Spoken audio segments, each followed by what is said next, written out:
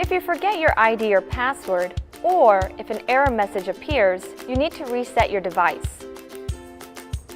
In order to reset your device, take a sharp object such as a pen and push the reset button for a total of 6 seconds.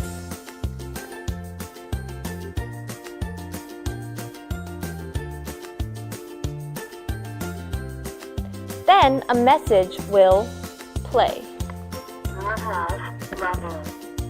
Your device will then go right, left, and then back to the center.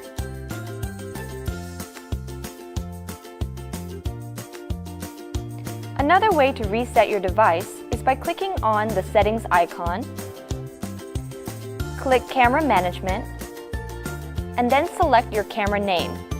Then click the delete button.